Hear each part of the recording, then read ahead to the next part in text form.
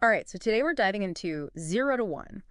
Our listener wants to really get Peter Thiel's take on building companies that aren't just going with the flow, but companies that are really innovating. Hmm. And, Thiel is known for kind of going against the grain, and he starts right off by challenging something that just about every business book out there praises, and that's competition. Yeah, it's funny, isn't it? We're like programmed to think competition is good. It's like essential. But Thiel actually says it holds us back from creating companies that are truly groundbreaking. But he doesn't mean like all competition is bad. Right, But right. He's careful about that. He distinguishes between what he calls creative monopolies and those kind of old school monopolies that we think of that just stifle any kind of innovation. So how do you explain creative monopolies without making everyone panic at the word monopoly? Well, think of it this way. Have you ever used a product or service and it's so good, so far ahead of everything else that there's just nothing else like it? Mm. You're not even comparing it to anything else anymore. That's what Thiel's getting at. He uses Google as the example. They didn't just kind of take over the market. They redefined what online search even was. So instead of getting lost in that back and forth of competing like feature for feature, these companies create a whole new ballgame. Yeah, exactly. And because they offer something new, something people really value, they're in a position to, well, they reap the rewards. And Thiel calls these monopoly profits. And he says these profits, they're not just about, making a quick buck. They're actually essential for funding the next wave of innovation. Because it gives them the resources to invest in the long term in projects that are really ambitious. Right. Take Apple on the iPhone, for example. Oh. People weren't being tricked into paying those high prices. They were happy to do it because the iPhone wasn't just like a slightly better phone. It was a total game changer. So how does a company even begin to approach that level of game-changing innovation? Well, Thiel says a key ingredient is what he calls proprietary technology. Basically something unique, a secret sauce that other companies can't easily copy. Like Google's search algorithms, they're so complex it'd be almost impossible to replicate. So it's not enough to just have like a slight advantage. You need a real edge. Right. Thiel says you need to aim for 10x. Your technology needs to be 10 times better than the competition. Anything less is just a small step. He points to what PayPal did with online payments. They weren't the first, but their system was so much faster, more secure, and easier to use that they became the way to pay online. So it's not about making a slightly better mousetrap. It's about inventing something that makes mousetraps completely irrelevant. Exactly. Now, having that technological advantage is key, but Thiel says it's only one piece of the puzzle. Another critical factor is what's called network effects. So that's where a product or service becomes more valuable the more people use it, right? Like social media, the more friends you have on Facebook, the more valuable Facebook becomes to you. Exactly. And this is where it gets a little counterintuitive. Thiel says these types of businesses, they need to start small. Take Facebook again. They started by dominating a specific niche Harvard students, and then they branched out from there. So it's like proving your concept in a controlled setting before taking it to the world. That makes sense even outside of tech, right? Absolutely. It connects to a larger point Thiel makes about the dangers of what he calls indefinite thinking. Okay, before we get too deep into indefinite thinking, why don't we pause here? We'll come back and talk more about that and how Thiel thinks it's holding us back. So we left off talking about this whole indefinite thinking thing. Yeah, and Thiel says it's everywhere. Like it's not just in business, but in things like politics, how we think about money even. How we approach something as basic as how long we expect to live. It does feel like this underlying thing. You get so caught up in just getting by trying to get ahead in whatever system you're in that you don't ever really stop to think, is this even the right system? That's it. That's indefinite thinking. Thiel says this fear of competition, always trying to fit in and get ahead, it actually stops us from making those big, bold moves that lead to real innovation.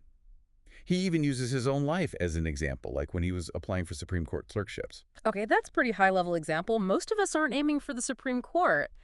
How does that relate to, say, someone starting a business? Well, Thiel realized, looking back, that getting that clerkship, something so many law students dream of it, might have actually trapped him in a very specific path. Hmm. He might never have become an entrepreneur, which is where he really found his success. The point is we get so focused on that next step up the ladder, we forget to ask, are we even on the right ladder? So how do we get out of that indefinite thinking? Because honestly, it feels like it's everywhere. Thiel says we need to embrace what he calls definite optimism. It's the belief that the future can be better, but only if we actively work to make it better. Think about those huge, ambitious projects of the past, like the space program. They weren't just small improvements. They were driven by this belief that we could achieve something amazing. It's like the difference between saying, how can we make this horse-drawn carriage a little bit better, and saying, what if we invented the automobile? Exactly. And Thiel sees startups as a key part of this shift, back to definite optimism. He says, a startup is the largest endeavor over which you can have definite mastery.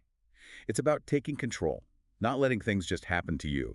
And a big part of that, he says, is understanding what's called the power law. Now, I'll admit, power law sounds kind of intimidating. Can you break that down for us? Sure. Basically, the power law means that a few things, a small number of things, will always have a huge impact. Like, think about venture capital. They invest in tons of startups, right? But only a tiny fraction of those startups will drive most of the profits. It's not about spreading your bets evenly. It's about finding those rare, huge opportunities. So how do you find those rocket ships to get on board? How do you even start looking for those massive opportunities? Thiel would say it starts by rediscovering secrets. Okay, secrets sounds a little cloak and dagger. What does he mean by that? He's not talking about like corporate espionage or anything. He's talking about valuable insights about the world that other people haven't figured out yet. He thinks there are still so many of these secrets out there waiting to be found if we just look for them.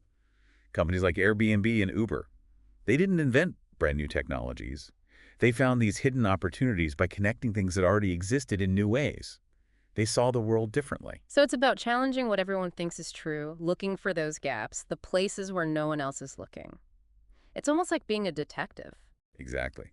And just like a detective needs the right tools and the right team, Thiel says it's crucial to build a strong foundation for your company. He calls this Thiel's law.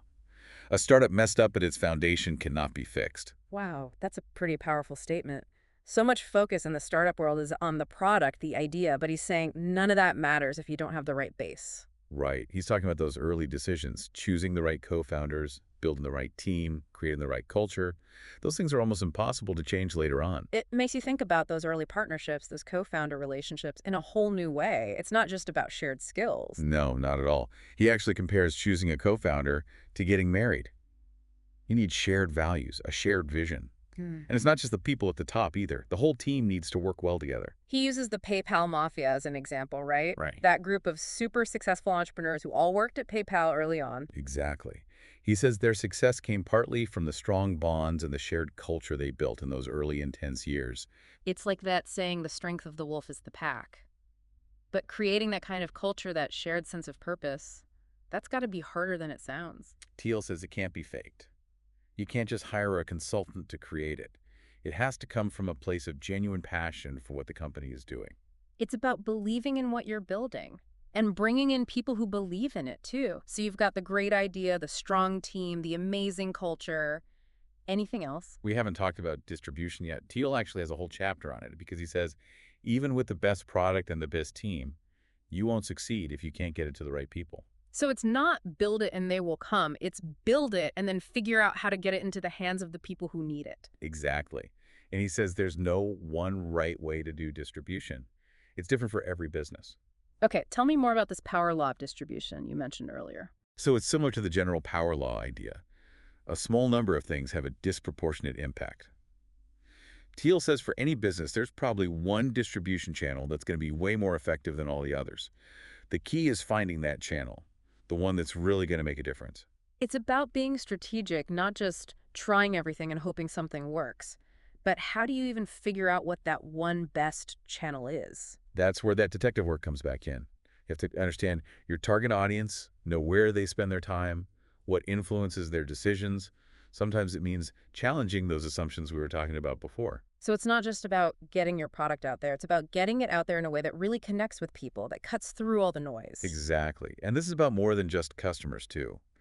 You also need to be able to sell your company to potential employees and investors. You need to explain your vision in a way that makes them excited to be a part of it. So it's about storytelling, creating a compelling narrative that draws people in. Which makes me think about this idea of disruption that gets thrown around so much in business. Good point. Because Thiel actually warns against trying to disrupt established companies head-on, especially for startups. He says it's usually a recipe for failure. He uses the example of Napster. They tried to take on the whole music industry and got crushed. Right. Thiel's point is that it's usually smarter to find your own niche, your own blue ocean, where you can become dominant without getting into those big fights. It's about choosing your battles, especially when you're the little guy. So if going head-to-head with the giants isn't always the best move, what does Teal recommend? He says try to be the last mover, not the first mover. Now that's interesting. Don't we always hear about how important it is to be first to market? Thiel would say being first doesn't mean you'll be successful. In fact, it often means you're the one clearing the path, making the mistakes while everyone else learns from you. Think of it like a chess game. You're not just trying to win the first move, you're thinking about the whole game, setting yourself up to win in the end. Exactly. And he connects this to the idea of durability, which is basically how well a company can keep its competitive advantage over time. When you're looking at a business, he says, ask yourself, will this business still be around 10 years from now? That's a really good question. It makes you think long term, not just about the immediate future. You have to think about how you'll stay ahead, how you'll adapt. Exactly. And Thiel says durability comes from a few things. Proprietary technology network affect economies of scale and branding. So it's about building a company that's built to last, not just to capitalize on a trend. And that brings us to another big question for entrepreneurs today. The role of technology, especially with all the talk about artificial intelligence and automation. So it feels like every other day there's an article about AI taking everyone's jobs. Does Teal buy into that, or does he have a different take? Well, Thiel actually pushes back on that whole robots are taking over thing. He sees computers as really powerful tools that if you use them right, can actually make humans even more capable. He talks about PayPal's early struggles with credit card fraud. Oh, wow. Yeah. They tried at first to completely automate fraud detection. I bet that's tough to do with how clever some of those fraudsters are. Yeah, exactly. They realized pretty quickly that the fraudsters were always finding new ways to get around the system. So instead of just doing more automation, they found a solution by combining things. They used computers to analyze huge amounts of data, but then they brought in humans with their ability to look at things in context and make more nuanced judgments. So it wasn't about humans versus machines. It was about humans and machines working together. That's exactly it. That's what Thiel is advocating for, finding that sweet spot where humans and computers complement each other. He thinks this principle of complementarity, he calls it, can be used in all sorts of fields, from healthcare to law, you name it. So instead of assuming one will replace the other, it's about using the strengths of both. Right. He's even skeptical of the idea of strong AI, that idea that computers will eventually be smarter than humans in every way. He doesn't rule it out, but he says we shouldn't get caught up in being afraid of some far-off future. There's so much we can do with technology right now. It's about focusing on what we can definitely do today instead of worrying about what might happen way down the line. Exactly. And this goes back to his whole message of shifting from indefinite thinking to definite optimism. Hmm. He wants us to ask ourselves, what if instead of just trying to fit into the system, we focused on building something truly new? It's like he's saying anyone who's ever felt like they were meant to do something more, something bigger, this is your call to action, right? Absolutely. And he has a really interesting case study for this point, the cleantech bubble. Oh, yeah, this should be good. Cleantech had so much buzz, so much promise, but it didn't really deliver. Why does Teal think it failed? He says cleantech became a perfect example of what he calls indefinite optimism. Investors were so excited about the idea of a greener future that they didn't pay enough attention to how the businesses themselves were actually run. They were betting on the whole sector instead of looking at whether individual companies had good strategies. Exactly. He says a lot of cleantech companies just didn't achieve those 10x improvements in proprietary technology that he sees as so important. Weren't there even some cleantech companies that were less efficient than the technologies they were trying to replace? Yeah, that happened with Solyndra. Remember them? The solar panel company that went bankrupt, even with all that government money they got. Their cylindrical solar panels just weren't as good as the regular flat ones, and all the hype in the world couldn't change that basic fact. It just shows that even with the best intentions, even in a hot industry, those fundamental advantages really matter. You're right. And it wasn't just the technology. A lot of companies also messed up the timing of the distribution, and they didn't really understand their market. They relied too much on government subsidies and acted like those would last forever. So who does Teal use as a good example in clean tech? Someone who got it right. Tesla. While they definitely took advantage of some government help, they understood that it wasn't a sure thing. They also totally nailed the branding. They made electric cars not just about being good for the environment, but also about being cool and desirable. They tapped into that emotional side, that desire to be at the forefront. Exactly, and they were smart about it. Yeah. They built their own network of charging stations instead of relying on what was already out there. They created their own little world. They really did their research when it came to understanding their market, their customers in the long game. And that leads us to one of Thiel's most interesting ideas, the founder archetype. Yeah. He describes these founders as being a little different, a little bit outside the box. Okay, I like it. Tell me more about this founder archetype. So Thiel says that founders who are really successful are often outsiders. Think about people like Howard Hughes, Bill Gates, Steve Jobs. They all saw the world differently. They didn't really fit in, and that let them see opportunities that other people missed.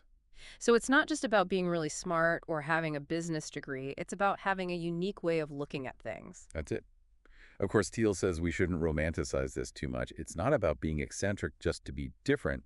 It's about questioning what everyone assumes is true, thinking for yourself, and that can look different for everyone. It's about having the guts to be different, not just follow everyone else. Exactly.